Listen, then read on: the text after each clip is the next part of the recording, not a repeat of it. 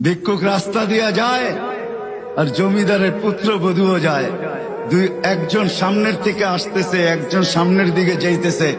দুইজনের ক্রসিং এর সময় ভিক্ষুকের গায়ের কাদা জমিদারের পুত্রবধূর গায়ে লেগে গেছে। সে দুনিয়া আন্ধার করে ফেলছে, স্বামীকে ডাইকা নিয়ে আসছে, বলছে ভিক্ষুক আমার কাপড় নষ্ট করে দিছে। সে শুধু ভিক্ষুক ছিল না, বৃদ্ধ ছিল। বৃদ্ধ ছিল না শুধু, জীর্ণ ছিল, শীর্ণ ছিল। শরীরে কাপড় ছিল না, ফাটা চিরা কাপড় ছিল। পায়ে জুতা ছিল না, পেটে ভাত ছিল না। জমিদারের পুত্র সইতে পারে নাই, যৌবনী শক্তি সয়তো সয় কি কইরা তার স্ত্রীর গায়ে ভিক্ষুকের কাদা। বস সমগ্র শক্তিকে হাতে একত্র করা বৃদ্ধের গালে বসায় দিছে।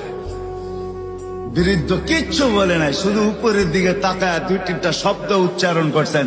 শব্দগুলা হলো ইয়া মাল্লা তারা হলো ওয়ুন, ও আল্লাহ চোখে দেখা যায় না। ও তারা কুল্লা শাই, তুই সব দেখিস। ফারা তারা মা বি, তুই কি দেখিস না আমার সাথে কি ঘটতেছে? এটা কি দেখিস না?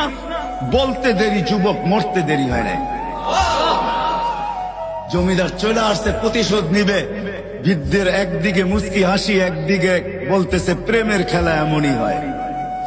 জিজ্ঞাসা করছে কিসের প্রেমের খেলা রে?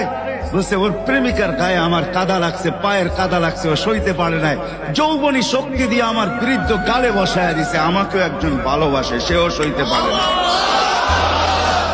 সেও সইতে পারে না। ও তো থাপ্পড় দিয়া ক্ষান্ত, সে জান নিয়ে নিছে, জান।